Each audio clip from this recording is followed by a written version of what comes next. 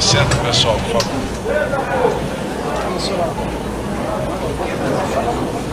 Tá funcionando? Alô. Prezado apóstolo César Augusto, obrigado pelo convite. Estou aqui em paz. É motivo de satisfação estar num ambiente onde as pessoas têm Deus no coração.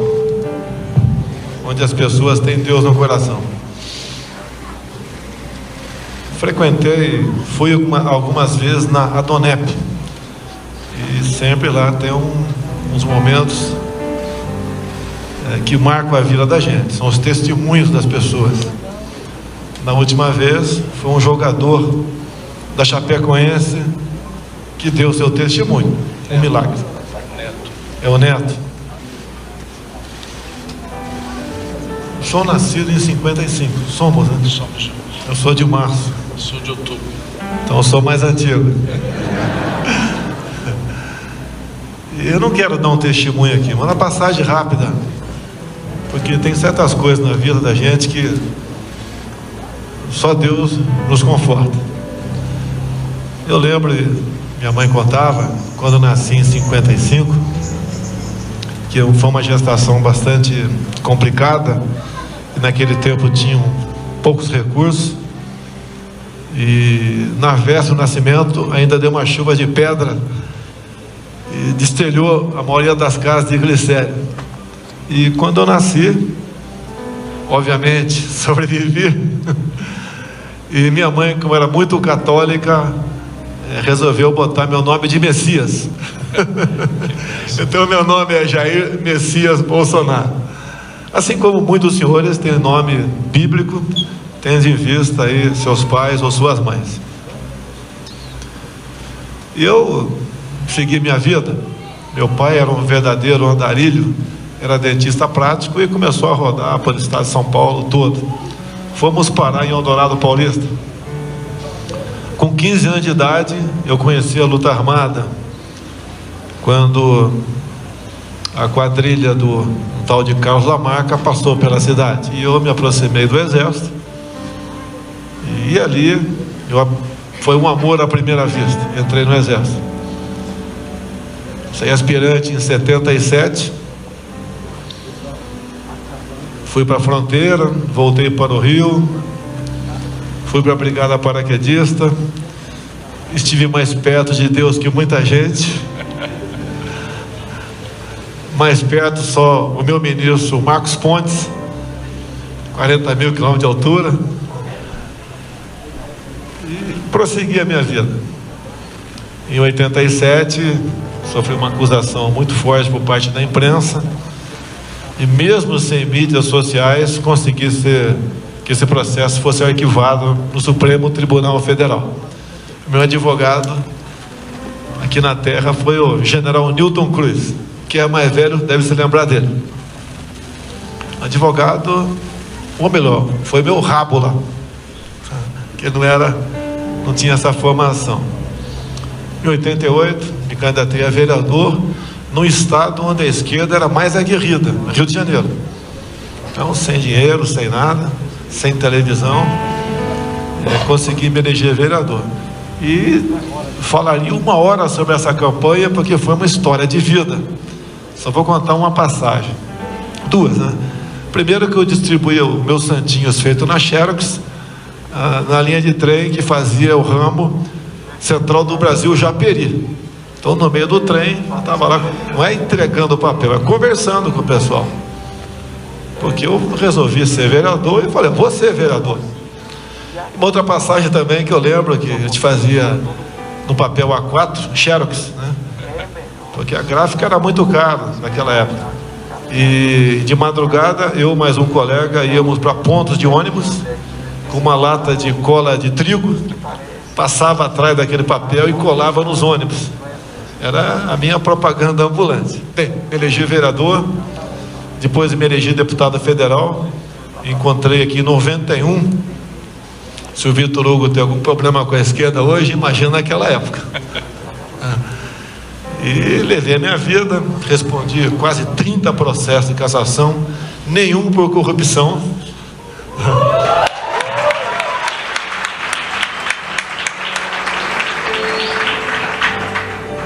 E no final de 2014, resolvi abandonar, não quero mais ser deputado, né?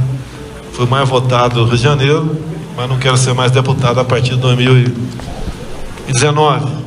Então, comecei a andar pelo Brasil, fazendo minha pré-campanha para deputado federal. Quase ninguém acreditava em mim, né? Achando que eu era maluco. Mas de vez em quando até eu achava que eu era mesmo. Mas tudo bem. Andei para o Centro-Oeste, região Norte, Nordeste também. E foi indo, foi acontecendo, foi crescendo. E começamos a aparecer na política, né? Com uma pessoa diferente da que estavam lá. Mas, obviamente, adotei aquele lema, né, do João 8,32. E algumas pessoas da imprensa, né, perguntavam para mim, mas pô, sem mentir, tu vai chegar como? Então eu não vou chegar. Se é para mentir, o que é uma norma, né, Fábio? Nosso meio político, a mentira fala alta, né? Muitas histórias, muitos casos. E acabei então crescendo. Ao crescer, houve um episódio dia meia dúzia de setembro do ano passado. E eu estive sim à beira da morte. Médicos, né, que falaram comigo lá, e depois, que tendo em vista o tamanho da faca e o estrago que fez no intestino, foi um milagre eu ter sobrevivido. Agradeço a Deus, obviamente, pela minha vida.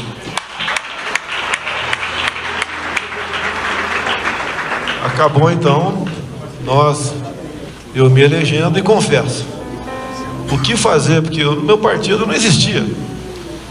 Tínhamos alguns amigos, mas tinha que colocar gente qualificada ao meu lado. E Fábio, como tratar com o nosso parlamento? Vitor Hugo, quem está lá dentro, quem passou por lá sabe das dificuldades. O ser humano, ele quer mandar, ele quer ter projeção, ele quer assumir, e o parlamento quer integrar o executivo. E eu havia prometido durante a campanha que ia ser diferente. Bem, as duas outras fontes, né, a esquerda e o centrão, naquela época, perderam. Agora eles queriam, em parte, participar. E eu falei a verdade durante toda a campanha, e eu vou ter que honrar os compromissos que eu fiz durante a campanha. Um foi no tocante a Israel.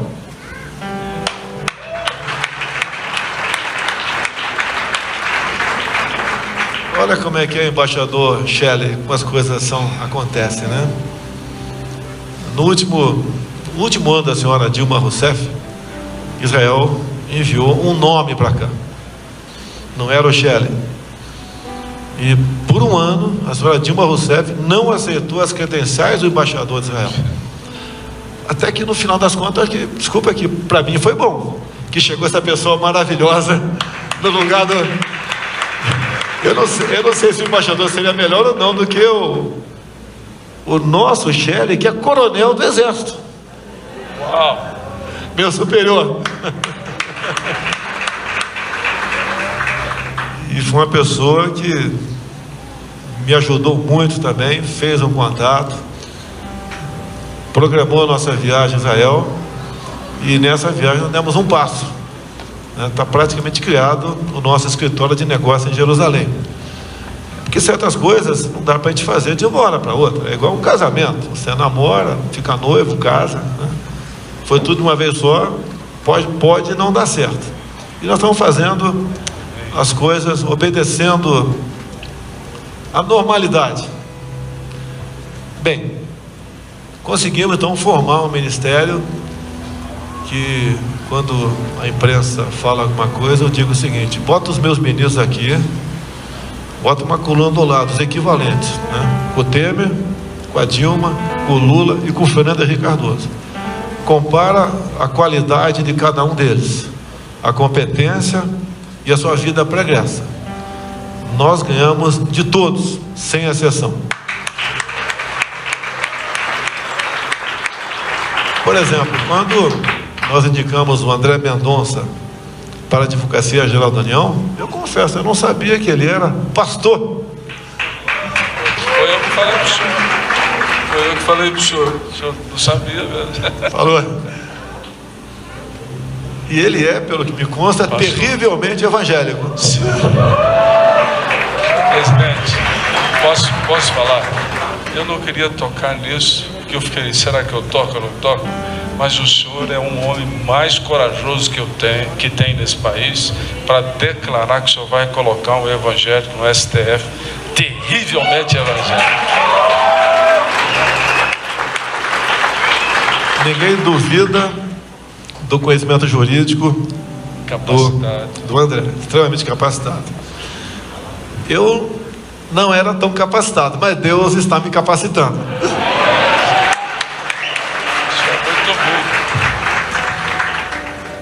Então estamos aí no 7º mês, a economia começa a reagir, estamos realmente, pelo exemplo, administrando o nosso Brasil, mas, como eu disse no começo, tem certas coisas que só com Deus. Então, muitos não esperavam que a gente podia chegar tão longe. Uma grande rede de televisão não explicitou, mas apostou que a gente não chegaria a dezembro. Hoje faz uma matéria de capa comigo, me acusando, junto com meus filhos, de ter empregado no passado 112 parentes. Essa é a manchete. Eu acho que, por mais viril, por mais varões que eu tive dos meus antecedentes, não temos nem sequer metade disso. E lá no meio da matéria, embaixo, diz que parentes são, levando-se em conta, se eu botei o João e depois na frente botei a Maria era sobrinha do João, também valeu para entrar no grau de parentesco meu. Mas as calúnias, as mentiras, as inverdades não prevalecem. E mais ainda, pegam funcionários, né, que servidores que trabalham comigo em 1989, que foi embora em 90, puxando para cá 39 anos, é isso? 27 anos atrás, tá? Mas tudo bem. A imprensa muitas vezes diz que eu estou no palanque ainda, e eu devolvo: a imprensa ainda está na oposição. Yes.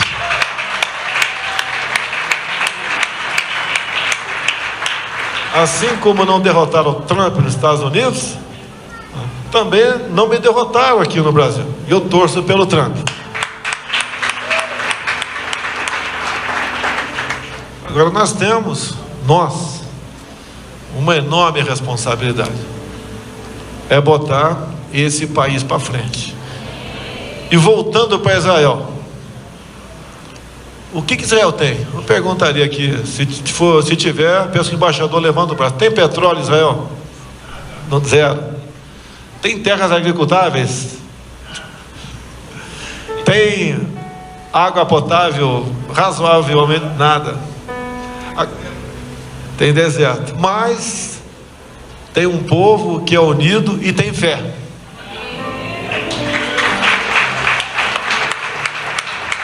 E olhe o que Israel é. Agora volta para cá. Temos água em abundância, biodiversidade, riquezas minerais, terras agricultáveis, área para turismo que ninguém tem. E olha o que nós somos. O que nos falta? Onde está o problema? Não vou discutir fé com ninguém. Eu sou terrivelmente cristão. Eu também.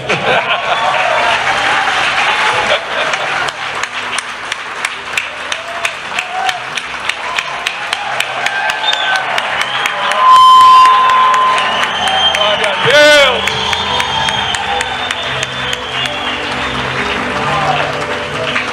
A nossa classe política, eu no executivo sou político, os parlamentares temos essa enorme responsabilidade.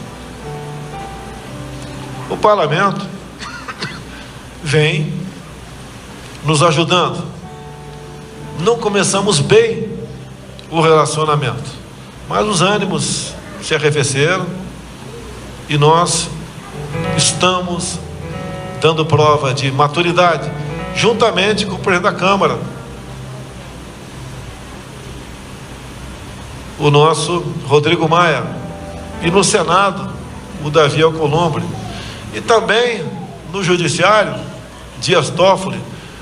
Todos nós temos acusações, umas mais graves, outras menos, mas temos uma responsabilidade de tocar esse Brasil para frente. Eu não vou criticar o Legislativo, nem criticar o Judiciário,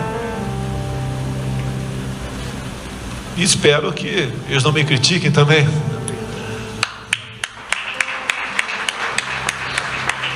Por que eu falo isso? Se pudermos fazer reservadamente, um para o outro, se aconselhar para mudar, vamos fazê-lo, porque somos seres humanos e erramos. Mas para nós, para mim, não vale uma briga com o Legislativo ou o Judiciário, onde quem vai perder, em grande parte, é a população brasileira. Então a gente pede a Deus que abençoe as autoridades, que nos ilumine, nos capacite para colocar o Brasil no local de destaque que ele merece.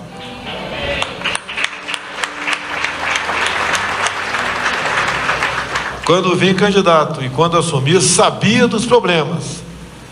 Por muitas vezes não leio jornal nenhum para não começar o dia envenenado. Ignoro. Não trabalho pensando em 22. Lá vai ser uma consequência. Se formos bem, vamos lá buscar a reeleição. Se não for, espero que chegue alguém melhor do que eu, e não outras pessoas que no passado demonstraram que a sua sede era de poder, nada mais além disso. Indo para o encerramento, botei no meu Facebook agora uma matéria que vale a pena dar uma olhadinha, né? Eu não boto nada no tocante à minha opinião, eu boto letras frias, a letra fria do que acontece. Até porque agora eu tenho acesso a informações, coisas que eu não tinha no passado. O que a gente quer com isso daí? Mesmo com muitas críticas, e abrindo a cabeça das pessoas para a verdade. A verdade realmente dói. A verdade muitas vezes traz inimizade. Pessoas se afastam da gente. Mas ela é necessária, a começar no relacionamento familiar. A verdade tem que existir, do homem para a mulher e da mulher para o homem. Ou então não casem. E acredito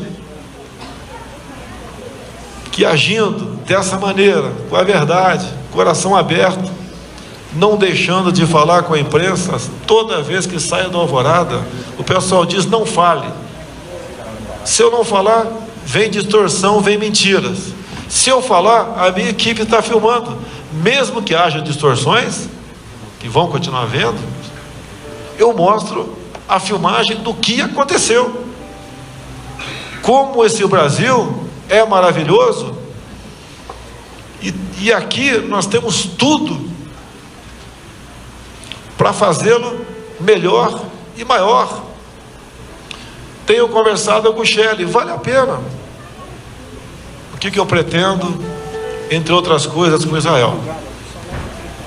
Que por períodos de mais 30 dias pudéssemos, sem custo para eles, mandar estudantes nossos lá para Israel, para ver como é a agricultura no deserto, como é a piscicultura no deserto, como é a escola, como funcionam as escolas deles. Ter um contato com o povo que tem muito a nos ensinar. Como também, não conversei, mas tenho vontade de fazer com o Japão. O Japão é parecido com Israel. É a terceira economia do mundo. Não tem quase nada, levando-se em conta nós aqui no Brasil. Precisamos nos aproximar de países que foram deixados de lado no passado por questão ideológica, para que nós possamos aprender com eles, muitos destruídos em guerras passadas, ou até mesmo, graças ao senhor Oswaldo Aranha, isso mesmo? Isso. Que na ONU, 48, 49, reconheceu o Estado de Israel, um ajuntamento de gente, num deserto, pela fé, pela sua crença em Deus, chegaram aonde estão no momento. Muitas vezes a gente vê como é que pode Israel, uma ilha de democracia, com tantos inimigos, hoje não menos inimigos, até amigos, ao seu lado, ter sobrevivido a tantas catástrofes. Nós podemos chegar lá. Nós queremos nos aproximar cada vez mais de Israel, Japão, Coreia do Sul, Estados Unidos, entre outros países. A confiança está sendo restabelecida no Brasil. Há 20 anos se tentava a união do Mercosul com a União Europeia e não conseguia. Nós chegamos, em parte foi feita pelo governo anterior, mas nós conseguimos rapidamente resolver esse assunto pela confiança que nós começamos a demonstrar. Sem confiança não chega a lugar nenhum. Eu até digo, né, de onde eu vim, o que eu passei, onde cheguei, é uma prova que qualquer um dos senhores pode chegar no local que deseja. Basta ter fé, acreditar e trabalhar nesse sentido. Não vai ser o Estado que vai salvar vocês, muito pelo contrário. Quanto menos Estado, melhor é para o povo brasileiro.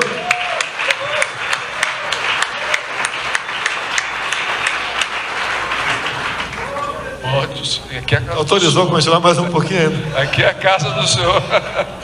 Temos coisas simples que dependem da gente, para não atrapalhá-los. Eu não sabia que meu pai estava vivo, apesar de ter nos deixado em 95, porque a certidão de óbito dele tem validade. Assim como, talvez você não esteja vivo, porque a tua certidão de nascimento também tem validade. Meu pai também está vivo, então.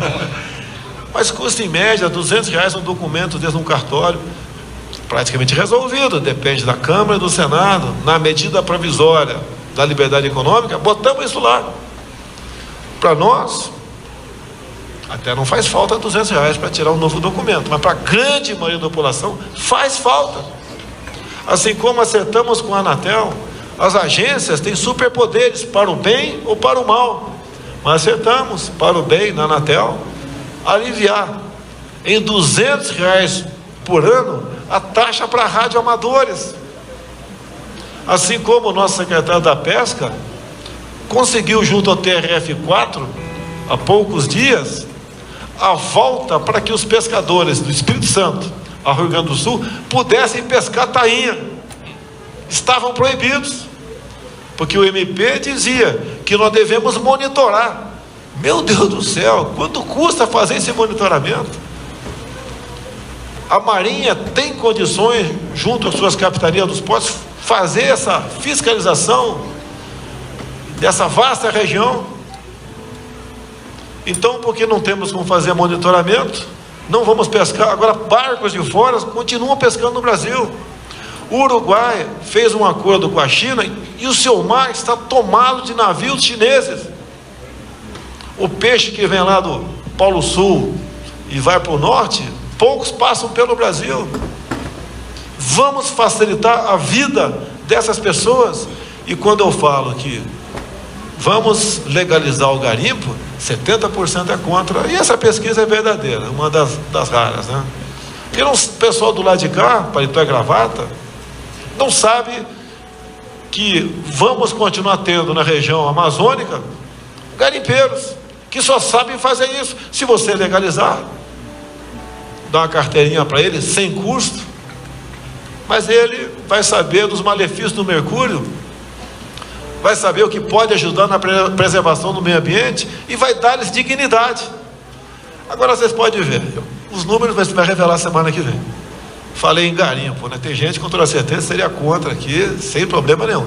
Mas quem é contra? Vou dar um argumento para pensar. Se eu não me engano, quantos quilos de ouro foram roubados agora? 700 quilos de ouro. Alguém sabe de onde foi extraído esse ouro? E para onde iria? Parece que estava indo para o Canadá, não tenho certeza. Mas, alguém sabe quanto de imposto eles estão pagando ou pagaram por esses 700 quilos de ouro? Se não é zero, vai ser próximo de zero. Vocês podem ver, aqui em Goiás, do lado aqui, tua terra, o governo anterior entregou a mina de nióbio de Catalão para os chineses. Entregou uma coisa que só nós temos. Contrato assinado. Eu vou denunciar esse contrato, trazer uma insegurança para o Brasil. Assim como o Paquistão está conseguindo, né? Ou praticamente já conseguiu, tenho certeza ainda, tirar nióbio de Rondônia. Um país que tem coisas que só ele que tem que dar o valor desse commodity. E mais, tem que exigir que agregue valor aqui. Não está com...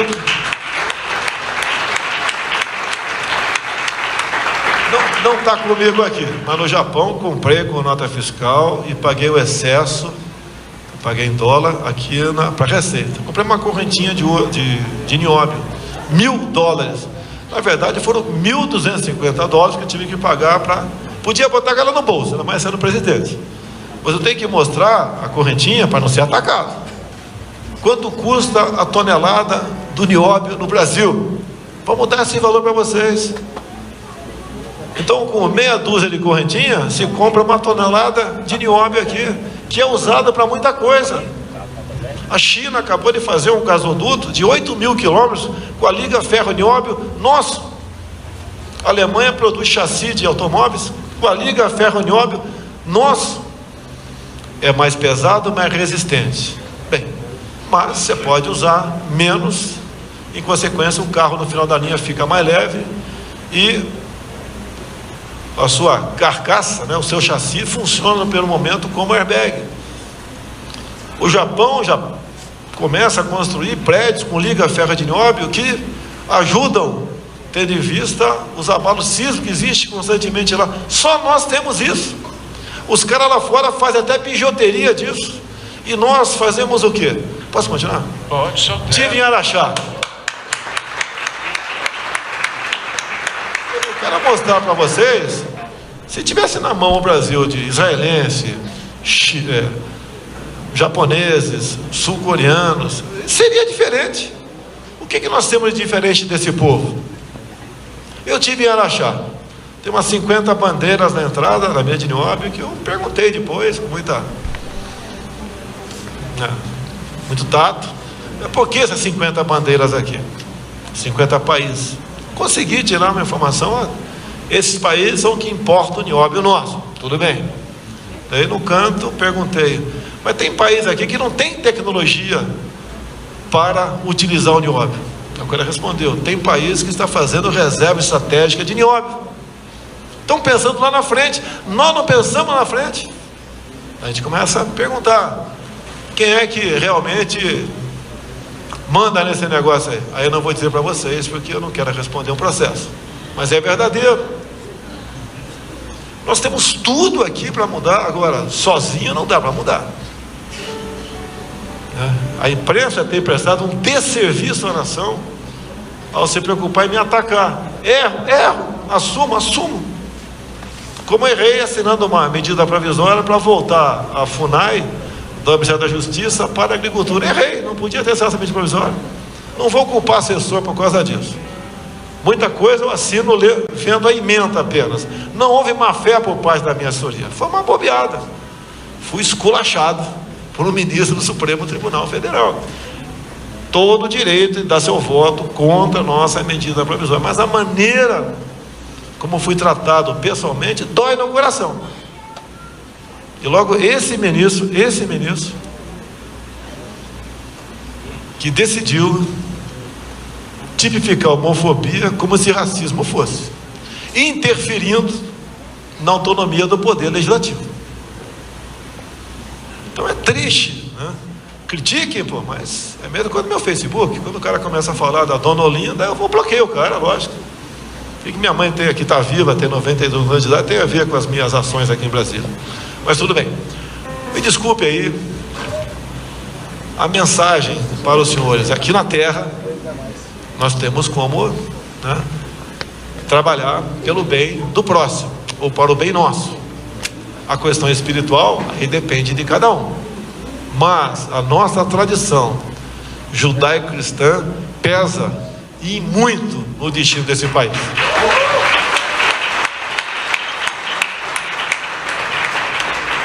Por isso, dentro da Câmara, dentro do Senado, projetos tramitam, visando aí desqualificar a família, querendo fazer com que, quando nasci em 50, nós nascemos em 55, nossos pais disseram o quê? É homem, é homem, com alegria. Vai jogar futebol, vai ser qualquer coisa aí, mas é homem. E não, hoje, como querem ainda muitos, né, se o PT tivesse continuado, com toda certeza, estaria bastante avançado isso. O sexo é uma construção social. Vai plantar cebolinha onde você bem entender, né?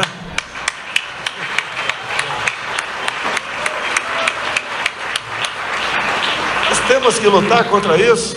Ninguém é contra esse elemento aí, né? Contra você pode até ser, mas não vai interferir na vida pessoal de quem quer que seja. Agora, querer impor isso para nós, eu tenho 4 homens e uma menina, ponto final. Até brinquei naquela época, né? Que eu dei uma fraquejada, vi uma mulher, brinquei. Quase que o mundo caiu na minha cabeça. Uma brincadeira de nós, homens. A gente está lá, depois de uma pelada, ou até de uma palestra que foi, nesse caso, a gente fala. É a questão do politicamente correto. Você é patrulhado 24 horas por dia. Estava vendo agora que você não pode falar que denegriu a imagem de alguém. Não pode. Você corre risco de sofrer um processo de racismo. E começa com 3 anos de cadeia inafiançável.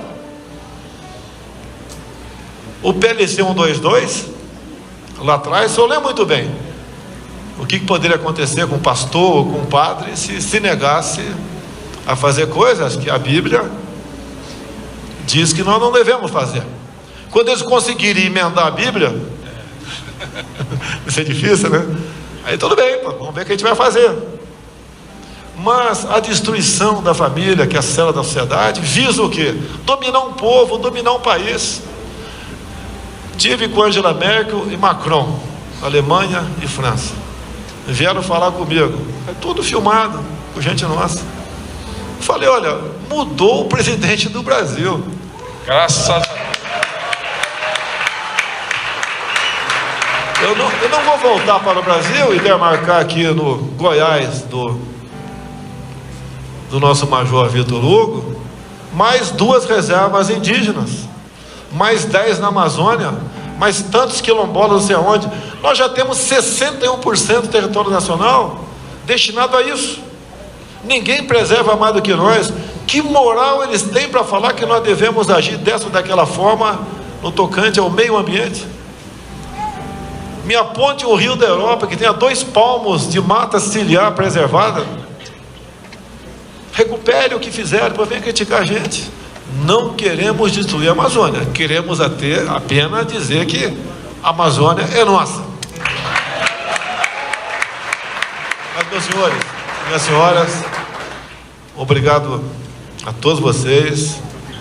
Obrigado, meu Deus, por estar vivo e poder contar, estar presente num ambiente como esse, de pessoas que têm Deus no coração e querem o melhor para o seu país. A nossa união já fez a diferença lá atrás e fará a diferença para o futuro da nossa pátria. Muito obrigado a todos vocês. Você cai em pé, vamos fazer a oração.